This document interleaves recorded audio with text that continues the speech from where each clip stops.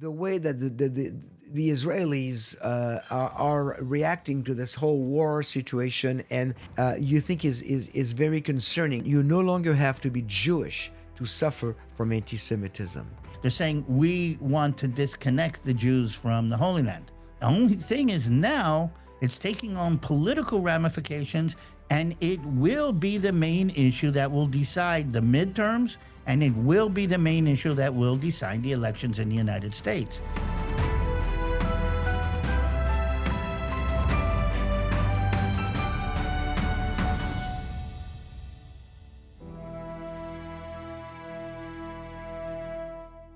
Shalom, everybody. Olivier Melnick here with Shalom and Messiah. It's been way too long. It's hard to get the three Jews together to get you your five opinions, but we finally managed to do it.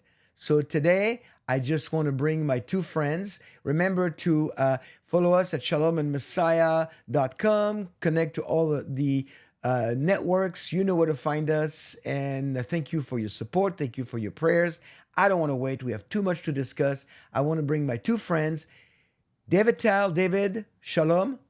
Well, shalom, and I'm glad to be here, but I should have been in Israel right now, but yes. Well, I should be in Israel as well, but here we are. And then, of course, the third musketeer, Rob Schwartz. Rob, good to see you.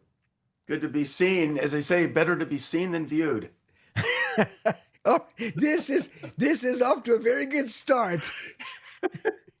Well, since we are talking about that, can I show you my new cup? Yes. Look at this. What does it say?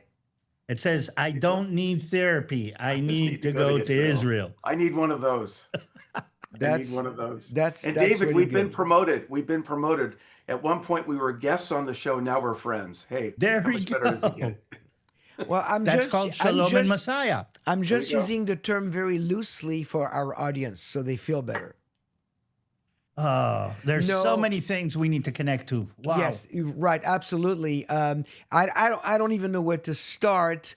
But David, you just came back from Israel. We followed your little adventure. Exodus. Yes, I call it the Exodus. from Israel, a reverse Exodus from Israel through Egypt to Cairo, and then back home.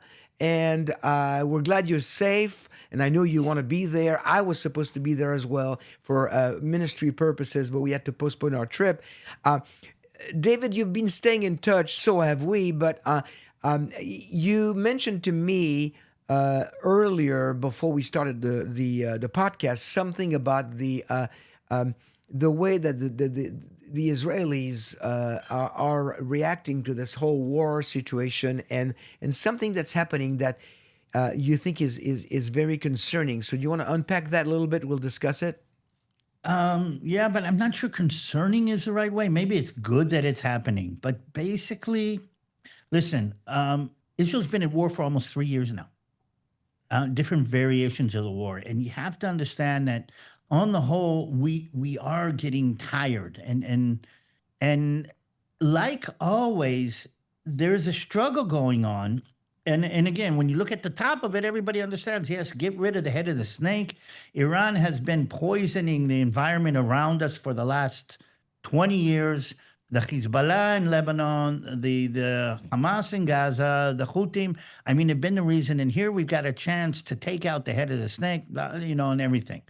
And it comes at a price. I mean, the sirens have been going off daily for the last 2 weeks. That means everybody kind of drops everything and scrambles in. On the other hand, God has protected us while we go through this, meaning very few casualties, very few injuries in this whole dynamic. The siren goes off, everybody scrambles, but a couple of minutes later, 20 minutes later, everybody walks out of the bomb shelter and you see the sun and the birds are tweeting and everything's over. And thank God nobody was hurt. And thank God nobody was hurt. And thank God nobody was hurt. But here we are in this, I'm going to call it a wilderness because I can't help but make the biblical connection to this.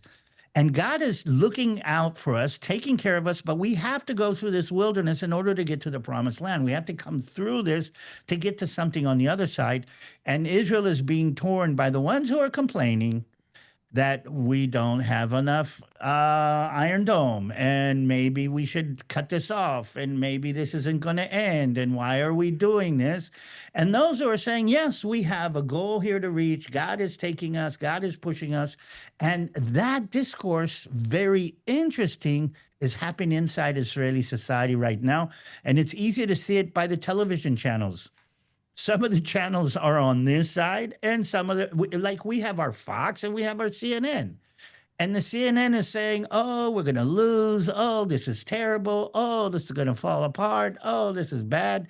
And we have the other side that's saying, we will persevere. God is taking care of us. We will overcome this. We will And prevail. it's amazing to see this dynamic inside Israeli society today. And I was just watching the news. I sometimes put up one channel on one side, one channel on the other side, just to see the dynamic. And I can hear the spies, Joshua and Caleb, saying, yes, we can do this. And the other 10 spies saying, oh, they'll be too strong for us. They'll be too big for us. We're not going to do this. It's fascinating to see it, even in Israeli society today. I just thought I would bring that up and kind of pour this together. I mean, haven't we learned a lesson since the book of Exodus? I mean, what's going on? I think it's part of human nature. You're always going to find people that are, on both sides of the of any issue, and why would it be any different in Israel? And it's a pretty drastic event right now, where this big existential war that is being fought, and I'm still hoping that in spite of two different approaches that you just described, there's still a sense of unity within the Israeli community that they need to press on. I mean, do you still see that? Yes, we still see that. And amazingly, one of the common denominators in Israel is the military. I mean, we all have sons, daughters. I have a nephew who is now in southern Lebanon, literally right now in southern Lebanon. He's on the front. On the other hand, I have a mom in a bomb shelter in Modi'in. I mean, this is the war that's going on. And so the common denominator is the military service. And I'm going to say again, Benjamin Netanyahu does have overwhelming support, majority of support in the Israeli society. If there are elections tomorrow, the Likud takes it almost completely because he is standing up and pushing forward. But on the other hand, we always have the ones who are saying we need to go back to, do you say the pot of meat? Sira basar, we say in Hebrew. It's when they were in the wilderness saying we want to go back to The flesh pots and the melons and the leeks. Exactly. And we have those who are saying, yeah, this is not going to work. We're not going to this. This is going to be, again and again and again, this defeatism that plays a role. And again, it turns out that luckily the whole 7th of October and everything that happened since has put the defeatist on their back foot. And the pro-Israels are pushing forward. And I'm going to say, thank God. But we're still hearing that, oh, it's not going to work. It's not going to this. President Trump is an idiot. He doesn't know what he's doing. I mean, he's got his own agenda. He doesn't care about us. I mean, again, now here's the thing. Weirdly, I'm hearing this also in American society. Look at the people who are talking the same way about this war in American society. Look at the people who are saying, oh, this is going to be this and it's not going to work. And I mean, the same people who said before, remember the B-2s hit the nuclear reactors in Iran. This is, and again, the defeatism, the lack of stamina, or the lack of I'm going to say even something weird, a lack of pride in who and what you are in this country or in Israel. I was going to use the word patriotism. The lack of There you go. And here's my problem. I'm a double patriot. I mean, we are here double patriots, and to see this lack of patriotism, lack of respect, lack of I'm not going to use the military terms. Okay, let's not use those. But we need to stand up and recognize this and fight against it.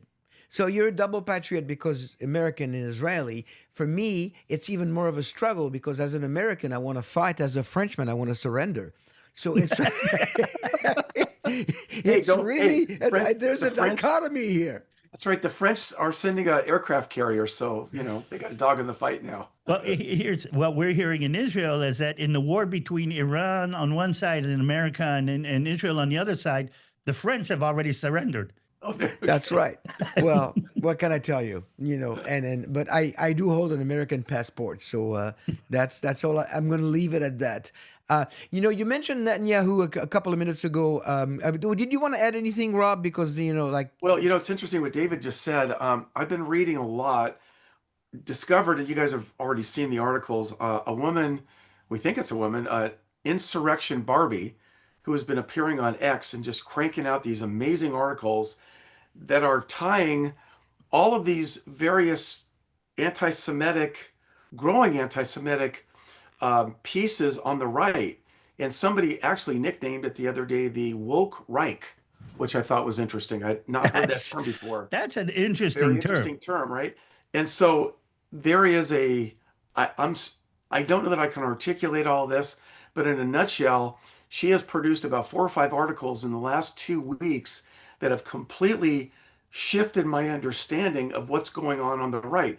The Candace Owenses and the Tucker Carlsons and the Groypers, a group I'd never heard that term until recently. Groypers, yeah, Yeah, these are the people. Steve is it Steve Bannon Steve that Bannon. was originally the editor of Breitbart.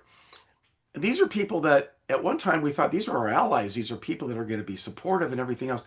As it turns out, there has been a systematic undoing of the support within the Republican or the conservative community by this ultra right group. And now I understand the fear that has been generated by the Jewish community and distrust of the right wing. Well, this is not the evangelical, Bible believing, Israel supporting people. This is a completely different group, and they are under influences that nobody has seen coming. To watch the movement from Tucker and from Candace Owens and who was Nick Fuentes and a number of others, to watch their movement away from the traditional evangelical Christian roots, Bible supporting roots, to something entirely different is alarming. And as Insurrection Barbie is writing each day, she's digging deeper and deeper, deeper into this pathology that appears to have roots back into Russia. I mean, Yeah, this guy named yeah, Alexander Dugin, who is, that's it. and so as I'm kind of getting re-educated in terms of what the Christian right is all about, and we have to learn and be very discerning about how we use language at this point in time. And This so, this is yeah, this is an attempt at completely dismantling the what's left of the conservative movement, it's an agenda that's been going for a while. Nobody paid attention, and it's coming right now because its hope is that it's going to dismantle the conservative movement enough that at the midterms we lose everything. yeah, it's fracturing everything. And I never would have thought, well, I've heard, Russian propaganda, Russian bots, all this kind of stuff. And I kind of said, that sounds like conspiracy theory. But boy, I tell you what, what's going on now, the article that came out, I think it was today or yesterday, is it deconstructs the pieces and puts them back together so you can see the connections between all the pieces to it. And so, like I said, I'm going to join X. Maybe I've avoided X. Yeah, I'm going to get on. I actually quoted Alexander Dugin a couple of times in my most recent blog article on shalomandmessiah.com because he basically is the mentor for I mean, the man is Yep. saying that the Jews are demon possessed. Oh, I wonder, have we heard that from anybody? Yes, Candace Baal Owens. worshippers. And the man also says that the Jews want to destroy Al-Aqsa and rebuild the third Yep. temple. And have we heard that from anybody? Well, yes, we've heard it from Tucker Carlson. So Right. Tucker and Candace are basically taking their cues from Alexander Dugan, who is also Isn't he the nicknamed. one? He's Isn't he the one who wrote the Protocols of the Elders? No, No. no, no, no. This is a The this Protocols is of a the Protocols of the Elders of Zion was written 1904 by Sergei Nilus, a Jewish, I mean a Russian mystic. But Dugan is still alive, probably in his late 50s or early he was 60s. born in 1962, so that places him just about. He's 63, 64. Okay, 64, 64 years and old. Yeah. he is also nicknamed as Putin's brain, or for those Yeah. of us who know a little bit about history and are aging ourselves, Putin Rasputin. So if you know Rasputin, which Rasputin was a Russian Orthodox monk who was giving the czars the advice, but both. In both cases, there is, I mean, especially in Dugan's case, he's also very, very much involved in the occult, and that's starting to really explain a lot of things when you see what's happening with Carlson and Candace Owens, all the way down to the way they deliver their message when they talk to the camera, when they don't move, when they keep talking, they don't stop. And, there's a methodology that come on. is being used. And I need to laugh. what? I need to laugh. What? Yeah, Tucker's laugh. I know. Yeah. And so yeah, this is a very concerning development that I've been keeping track of, and that Insurrection Barbie is definitely producing I some really good articles. You need to read them, David. I will, and I need to go biblical on you, like they Please do. said in Somebody okay. somebody has to. Uh, Israel is becoming the stumbling block Yep. for That's what this is. everything. That is I mean, that everything. point itself Zechariah 12:3. is There this is we the go. this is the root of all of that, and she brings up in her articles every single time that we know where she's at because she's on our side. She brings up Genesis 12 every single time, and the further that you get away from that particular attachment to the Abrahamic covenant, then you are out and you're drifting, and you are you could be the subject of any kind of an attack or misinformation. It'll just take you out. You'll never come back. So you've So got to stay biblically rooted in the Abrahamic covenant and recognizing the role of Israel and ignoring the noise. It's a tough thing to do so right I now. don't know who it was that said that the first sign of a crumbling empire is they're rising against the Jews. Yep. and Agreed. and we're going to see this. I mean, again, history says this, but I want to stress something else. Maybe that this is this that connects to here. The core issue that they are throwing in here, the basis that they're throwing in here is not new. And that is that Israel is not the chosen people. The breaking up of the Genesis covenant, and when you break that up, then everything becomes open. Now, here's the thing: the Christian church, the nominal, the classic Christian church, has been trying to unravel that for years, and it's not new. Ever since, I'm gonna kind of guess, about 300 AD, there was this attempt to unravel the connection between God, people, and land. And we're seeing this again as another attempt to do the same thing. And I want to connect something that just now came across my feed today, and that is a coalition of the nominal Christian churches in the Holy Land. They're calling it the Terra Santa Committee. Terra Santa means Holy Land. They're calling it the Terra Santa Committee. Basically, the bishop of the Catholic Church and the patriarch of the Greek Orthodox Church and the more Orthodox churches in Israel, in the Holy Land, are actually rising up and actually saying, we do not believe that the Jewish people are the custodians of the Holy Land. And the reason they're doing it is they're reacting to Mike Huckabee, Ambassador Mike Huckabee, who said that I believe that the Jews are the original owners of this land. And this is them saying, in the name of Christianity, in the name of the church, in the name of us being the custodians of the holy places in the Holy Land, they're saying we want to disconnect the Jews from the Holy Land.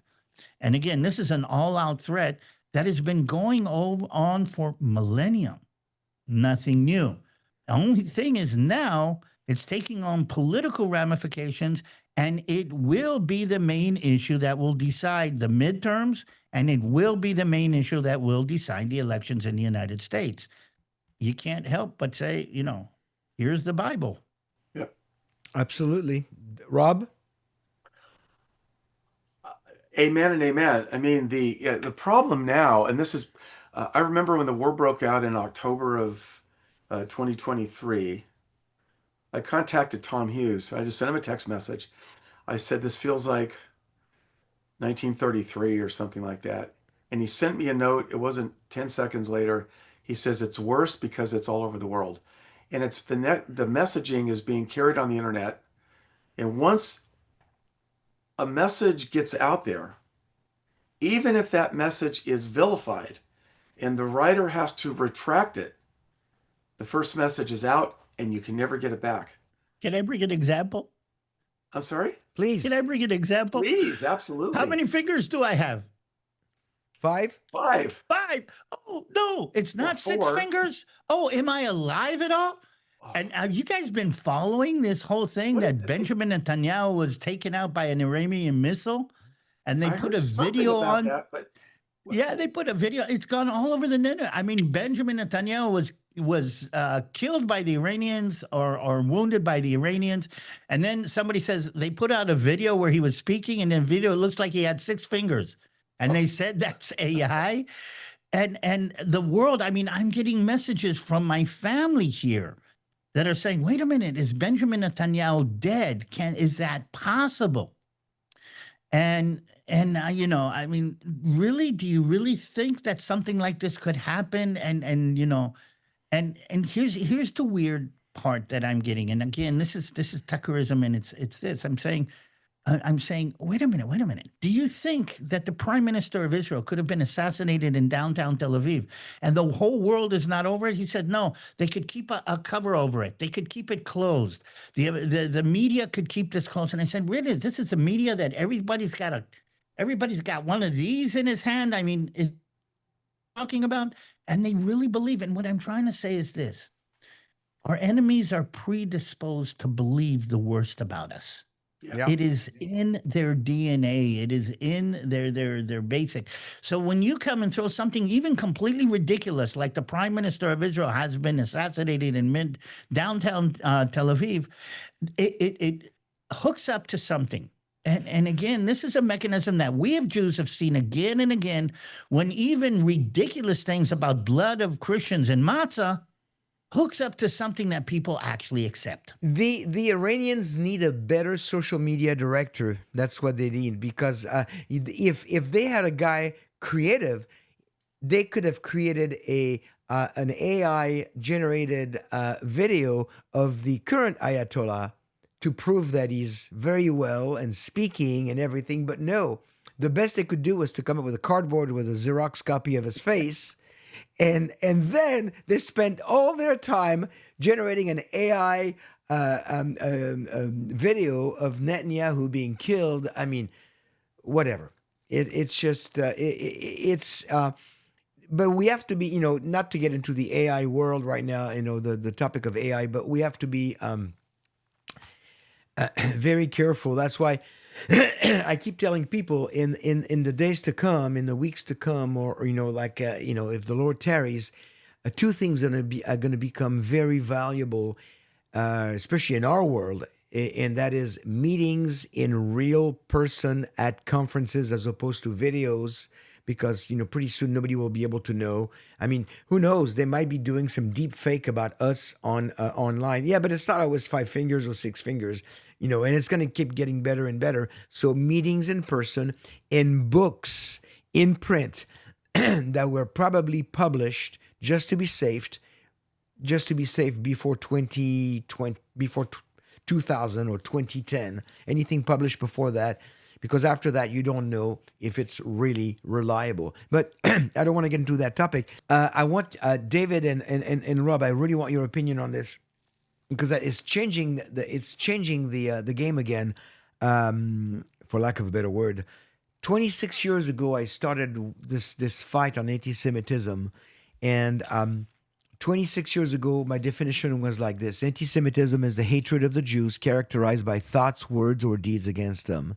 Then soon after that, I realized it's got to be a little refined. So I said anti-Semitism is the hatred of the Jews or Israel, characterized by thoughts, words, and deeds against them. Then I realized it's really crazy the way things are happening. It's so irrational. So I had to add that word. And this is over a period of 26 years. Anti-Semitism is the irrational hatred, with the same thing. And then I realized it's irrational, but it's also satanic. And that really helped, because it's coming from the devil. So the irrational and satanic hatred of the Jews or Israel. And then, about 2 weeks ago, I had to add one more word.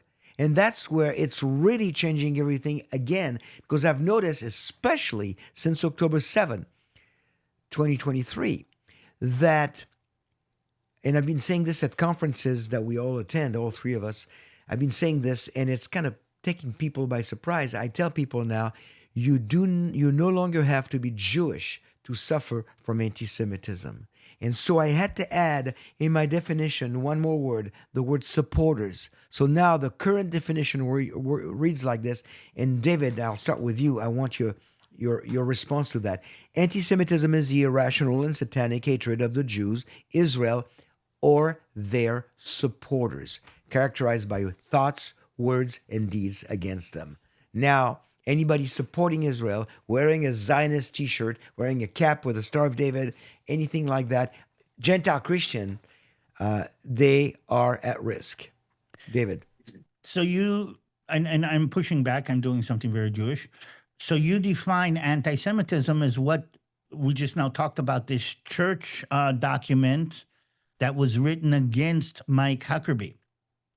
And that would be anti-Semitic, because they're writing against the fact that Mike Huckabee is supporting Israel for, in his mind, biblical, for in his mind, biblical reasons, also political, but first and foremost biblical, because he is a born-again Christian.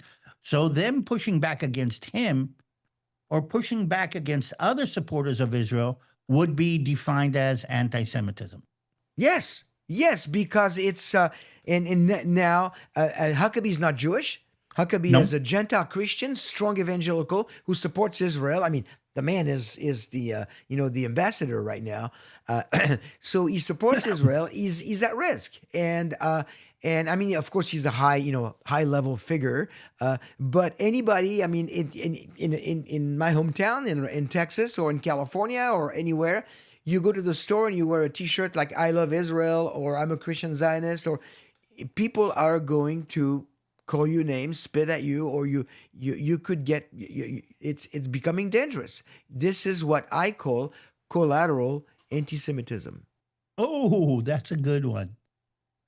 Collateral anti-Semitism, where the innocent Gentiles are being hit by the anti-Semitic missile. And that's exactly where we are right now. This is a new development. I haven't heard anybody mention anything remotely close to that. Rob, do you have an opinion? Does Rob have an opinion? Does Rob have an opinion?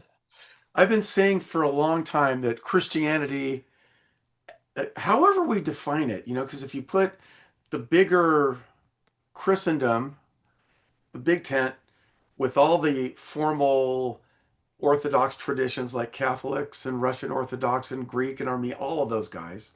And then you narrow that down to maybe the Lutherans, the Protestant denominations, and then further down you narrow it to the evangelical world. Who's really a Christian? I mean, what is it? How many Christians are there in the world using that term? Is it a billion? A billion and a half? Yeah, I think No, it's I think more than 2. Is it 2 billion? Okay, I think it's like 2.2, I think. Yeah, I don't know how to measure of that 2 billion, if it's that number, how many of those people would come to the aid of a Jewish person in trouble? I just don't have a way to measure that.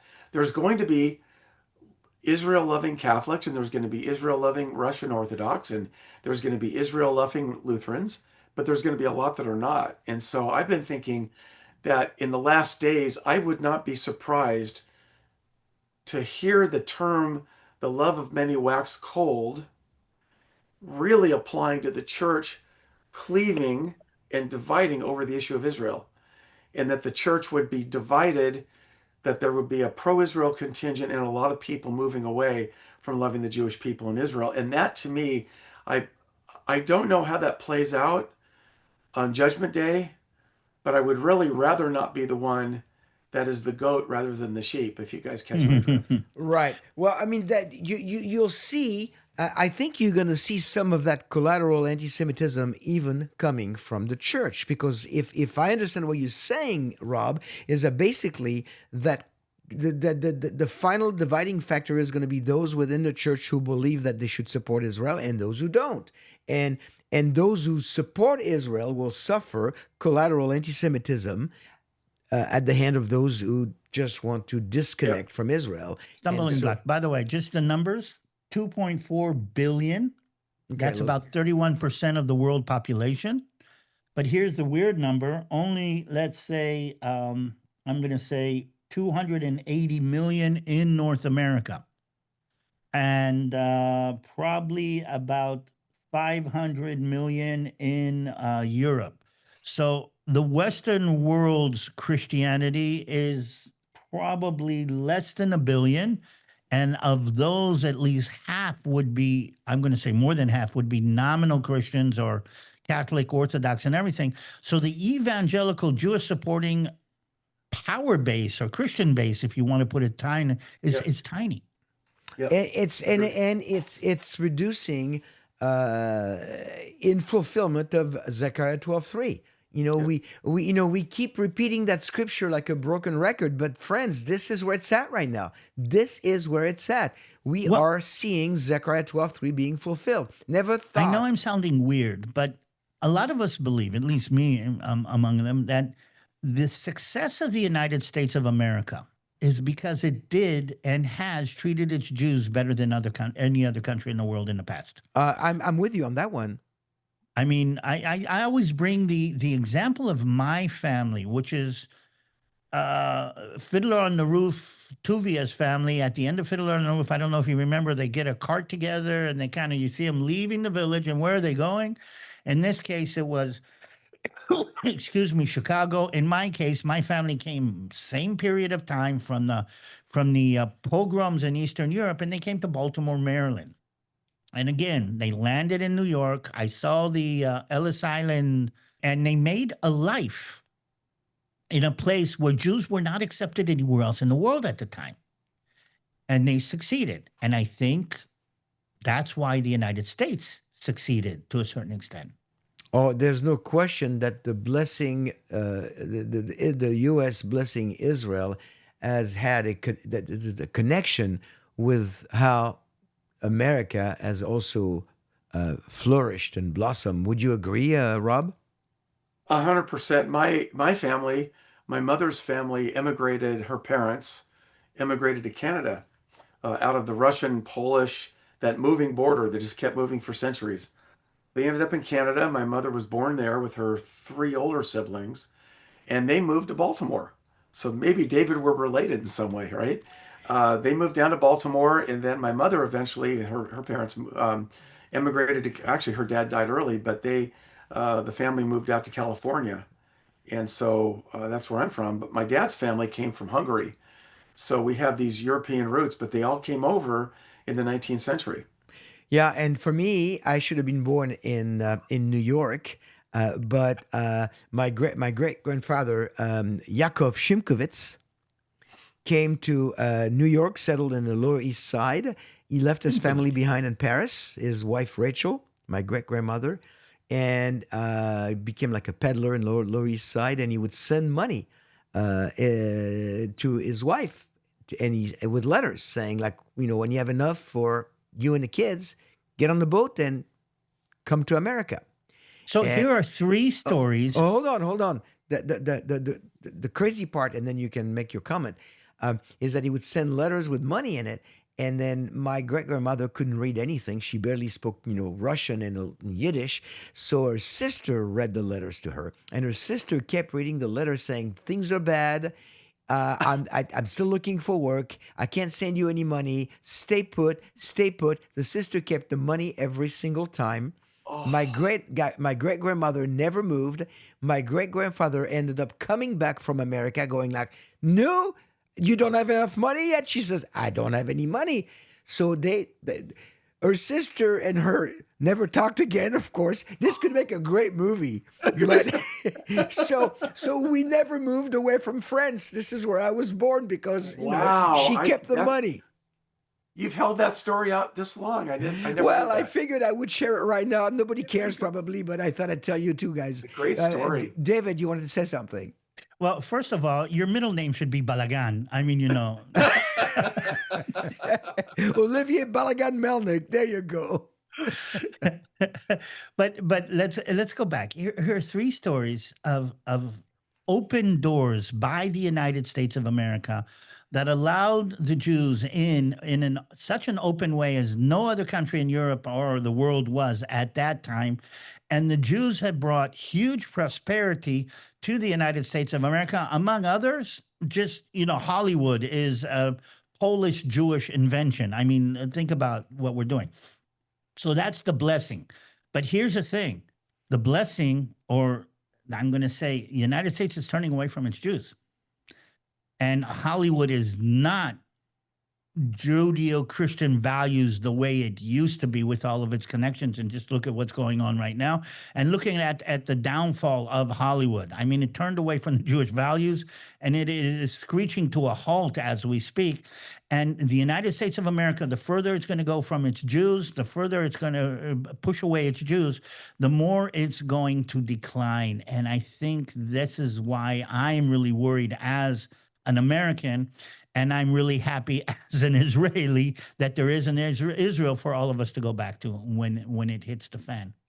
Well, it's funny you mentioned that too. There's been calls on some of the channels that I read on Telegram for the Jews to start really thinking about getting over to Israel. Of course, unfortunately, that precludes the few freaks like me who are Messianic Jewish believers that don't have a path in the door. That might change in the future, but I know that if I had an opportunity to get dual citizenship, I would certainly take advantage of that.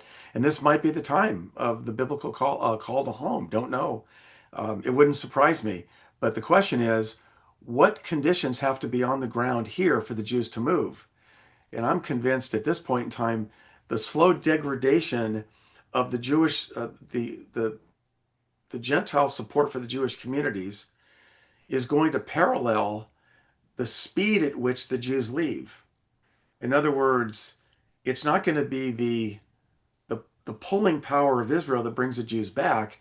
It's going to be the pushing power of the nations that force them out. And this Well, might very well be God's plan because Yeah. God did not orchestrate or create the Holocaust, but He allowed it to happen. And then the Jewish community that survived the Holocaust found itself in a place where the best option, not the only one, but one of the best option was to move to what was called then Palestine, Israel, reborn in 1948. So it's very possible that God is allowing this surge of anti-Semitism, and as much as I don't like to say this, but this surge of anti-Semitism, this spike of anti-Semitism right now, so that the diaspora Jews are finally getting a clue it's time to come home. I'm going to add on. Listen, I grew up in Israel, studied Zionism as a subject in school. I mean, you really have Zionist studies where it goes back to the whole Zionist movement from the beginning. And I remember you read about Zionists and people want to come to Israel, and it's just the homeland of the Jewish people. And I remember I was probably in about seventh grade, something like that. And one of the history teachers stood up and said something profoundly shaking us up. And he said, just so you know, most of the people who came to Israel were pushed to come to Israel and didn't want to come to Israel. we were actually, the Zionist movement basically has been created by persecution down through the ages. And when Theodore Herzl stood up and said, it is not a dream, we can make this happen, he was actually looking for a place to bring the outcasts, the refugees from terrible persecution. So most of the people who came to Israel over the years came from persecution Of course. reasons and not because of this. And let's go back to what we started with in the beginning. God is taking us to the Holy Land, and we go kicking and fighting and screaming the whole way. And this, I think, is happening. And in the end, God says, you got no choice. You got to go anyway, because there's nowhere for you to go back to. And I think you're totally correct. Wasn't that Yeah, Golda's- we're coming to that point. Yeah, Rob? Golda Meir made a comment like that in the article, I think that was in, we talked about this a while back in the Atlantic in 2015. She looked at Joe Biden one day, and they were in some kind of a meeting of some sort, and she says, "Look, we're going to win." She goes, "Because we have no place else to go. That's right. This is Yeah, the yeah. last port of call, so to speak." That's where we're at. Well, was there anything else we wanted to discuss? I wanted to talk a little bit about the state of. I mean, if you have any information, and we can wrap up with this last topic. What's going on right now on the ground, and especially in the Strait of Hormuz, I mean, it's in America, everybody's freaking out because supplies, not just oil, but a lot's going on through. There's even I've even read some comments that they're thinking of digging a canal. And how true is that? Have you read anything about that? Well, yes. And so let's start off in the beginning. The Persian Gulf is an enclosed sea. Okay, it is a gulf. It's not actually a sea, meaning it's enclosed. And the bottleneck is the Strait of Hormuz. Anybody opens up a map, you'll see exactly what we're talking about. And Iran actually is putting military pressure on closing off the Strait of Hormuz.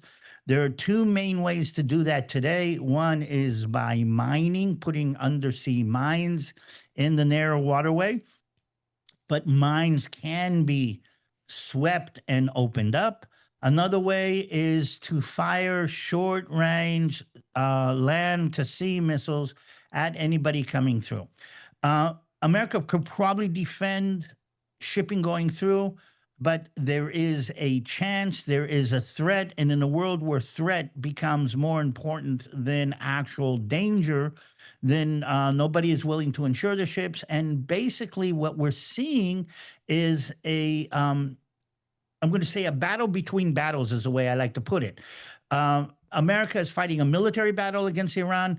Iran is fighting an economic battle against America. And the question is, which battle is going to win, basically. Yep. On the other side of this, I would argue only one thing. I don't want to cut you off, but I would argue one thing. I don't think the battle's against America. I think the battle's against the whole world.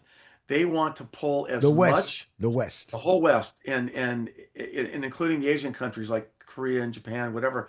They want to pull as many people in and do as much damage across the board as they can. The question is, and I'll turn it back over to you, Dave. The question is, at what point do you declare this a world war?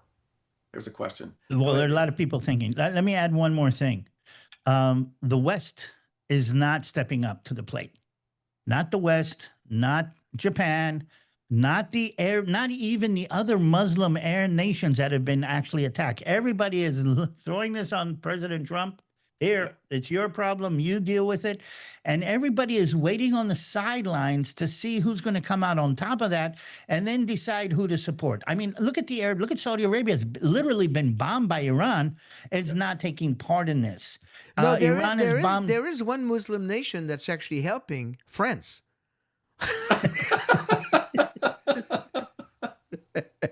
Ouch. Ouch. Ouch. Go ahead, David. What are we going to do with France? I mean, what are we going to? France and England are gone. Look at England. Look at England. I mean, they literally bombed a British Air Force base in Cyprus, and England is saying, "Oh, I mean, again, this is Western world has fallen on its tush. Can I say that on a YouTube channel? Or you can say tuches because nobody will know what that means, Okay, there you go. which is And Yiddish for butt. yeah, well, Now they know. So I mean, nobody's standing up. Israel and the United States are fighting this battle for the whole Western Yep. world right Yes, they now. That's are. right. And this is something that we don't stress enough and we don't hear enough. The Europeans are not willing to deal with it. The Chinese are not willing to deal with it. The Japanese, all of them have how do you say, chestnuts in the fire right now, Yeah, and strategic. they're all Yeah. saying to America and Israel, pull them out. Now, I heard an Arab commentator saying, guys, do you understand that if America and Israel win this, Benjamin Netanyahu will become the emperor of the Middle East? Can you I imagine could that? think of worse people. Yeah.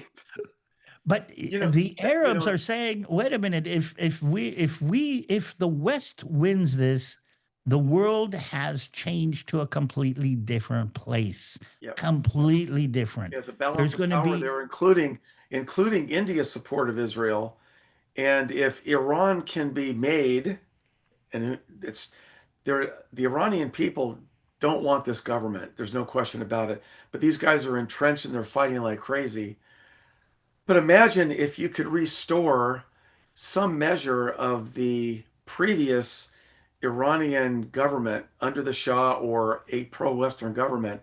Imagine that entire region there between India, Israel, and Iran having similar interests and looking at each other across the table, go, if we work together, we can make this an amazing place, and everybody benefits from it. But Absolutely. Absolutely. that's a tough one. And yet, Daniel 9, 25 through 27, or 24 through 27. Yeah, The coming, the 70 weeks of Daniel, the last 7 year, and the coming of the Antichrist. So all this, this, appearing, it looks like, it looks to me like this war, goes for another week, another month, I don't know. It looks like it's going to completely change the region, and which is going to have a global effect. Yep. All three of us, with our 5 opinions, would agree. Which is rare, but we do. But it still does not negate the fact that there's going to be a rapture, a 7-year tribulation, a coming of the Antichrist, and a false peace and a desecration of the third temple. That third temple that Tucker Carlson accused us of wanting to rebuild by blowing the Al-Aqsa Mosque and the Temple Mount, and the Chabad is behind it. That's just conspiracy theory at its worst, and it's actually it'd be fun. It almost, listen. Chabad getting together to destroy Al-Aqsa Mosque and rebuild the third temple is worthy of it. It belongs to the Babylon Bee headlines. That's how stupid it is. The latest article by Insurrection Barbie covers the Chabad, plot. That was the first time I think I've seen Lubavitch, Chabad Lubavitch, that sect within the Orthodox community mentioned as being the ones behind this. And I thought to myself, all the people in Chabad I've known, and I've known a few. Chabadniks are the opposite of warmongers, okay? Absolutely. Can I wave the Chabad flag? Do you know that my son is a Chabadnik? Yeah, we know. Go ahead, wave the flag. Go ahead. He is ruling the United States of America. Do you know my son, the Chabadnik, is telling President Trump what to do next? I mean, That's right. Well, listen, there's a lot we wanted to cover. We covered most of it. I need to wrap this up. We'll have to do another one soon because, things are changing on the daily, if not hourly basis. David, where can we find you? The Balagan Connection, Balagan Connection on YouTube, on Instagram, and whatever that connects, and that would be the best place. Okay. And of course, Rob, you don't want to be found, right? Nope. No, I'm under the radar right now. But if anybody wants to get a hold of me, call Olivier and you'll find me there. There you go. If you want to get a hold of Rob, get a hold of me. I'll put you in touch. So, friends, thank you so much for coming on the podcast today. And David, keep doing what you're doing. Rob, keep doing what you're doing. And the three of us will get back together real soon for another episode of Three Jews, Five Opinions. Until then, thanks for watching. Shalom and be blessed.